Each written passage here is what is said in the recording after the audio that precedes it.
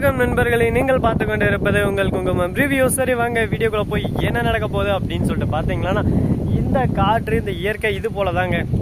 நம்ம இலக்கியாவோட நிலைமையை இது போல தாங்க. கரெக்டாக எந்த இடத்துக்கு போகிறதுன்னு சொல்லிட்டு தெரியாமல் எங்கே போனாலும் எல்லாரும் அழிச்சுக்கிட்டே இருக்காங்க. நல்ல ஒரு விஷயத்தை யாராலையும் எப்பவுமே அழிக்காமல் இருக்க முடியாதுங்க.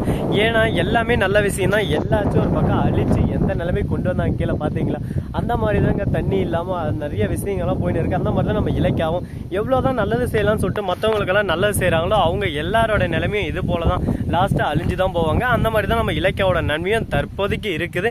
சரி, இப்படியெல்லாம் ஒரு பக்கம் போயின்னு இருந்தாலும் மறுபக்கம் என்ன நடக்குதுன்னு சொல்லிட்டு பார்த்தீங்கன்னா, நம்ம கௌதம் இருக்காருல, அவரோட ஃப்ரெண்டு அவருக்கு ஃபோன் பண்ணுறாரு. ஃபோன் பண்ணி ஏவா இந்த மாதிரி தான் நடந்துச்சு, எப்படியாவது நீங்கள் தான் இலக்கியாவை காப்பாற்றணும் அப்படின்னு சொல்லிட்டு சொல்கிறாங்க.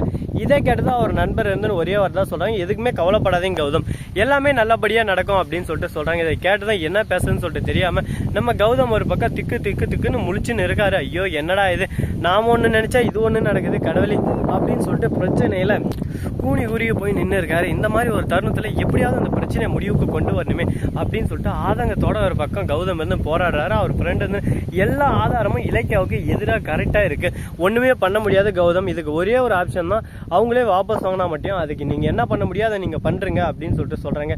இதை கேட்டது என்ன பேசுறது ஏது பேசுறதுன்னு தெரியாமல் என்னடா அது இப்படி நடந்து போச்சு அப்படின்னு சொல்லிட்டு மன வருத்தத்தில் மன வேதனையில் இருக்காங்க.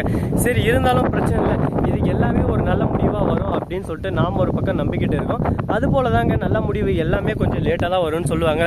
நம்ம இலக்கியாவை காப்பாற்றுறதுக்கு மிகப்பெரிய ஒரு ஆயுதமாக நம்ம கார்த்தியை இப்போ அமைஞ்சிடறாரு. கார்த்தி வீட்டில் போய் குளிச்சுன்னு இருக்காரு. அந்த சமயத்தில் நம்ம அஞ்சலி இருக்கால, அவர் இருந்தாலும் கார்த்தி வரலன்னு நினச்சினா அவ பாட்டுக்கு ஃபோன் பண்ணி எஸ்எஸ்கே அப்பா நான் நினச்ச மாதிரியே நல்லபடியாக நடந்து முடிஞ்சிச்சு, அந்த இலக்கியா ஜெயிலில் போய் நல்லா களி தின்னுட்டு இருக்கா, இதுக்கு மேலே இலக்கியாவில் வெளியே வர முடியாது, நல்லா பிளான் பண்ணி நானும் பைரவேண்டி சேர்ந்து அவளை கரெக்டாக பக்காவாக மாட்டி விட்டோம். அவள் என்னதான் நல்லவளாக இருந்தாலும் கார்த்தியை பொறுத்த வரைக்கும் இப்போ கேடு கெட்டவ.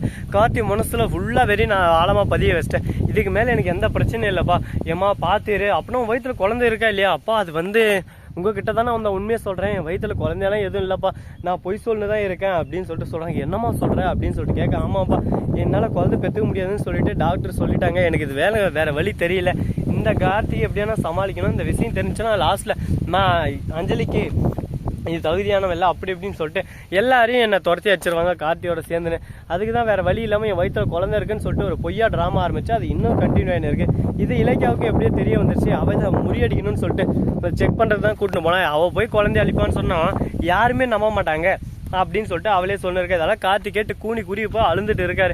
என்னடா இது, நாமளே போய் நம்ம அண்ணியை சந்தேகப்பட்டோம்லே, நம்ம அண்ணி தங்கமானவங்க நல்லவங்க, அவங்கள போய் சந்தேகப்பட்டோம்லே, இது நம்மளோட மனசுக்கு எவ்வளோ குற்றமாக இருக்கும் அப்படின்னு சொல்லிட்டு ஃபீல் பண்ணி கதறி ஒரு பக்கம் மனசு விட்டு அழுந்துட்டு இருக்காங்க. அவருக்கு தேவைதான் அவருக்கு, ஏன்னா நம்ம இலக்கியாவை பற்றி எல்லாருக்குமே நல்லாவே தெரியும். நம்ம கார்த்திக்காக எவ்வளோ பண்ணியிருக்காங்க, ரிஸ்க் எடுத்து கார்த்தியை காப்பாற்றிருக்காங்க.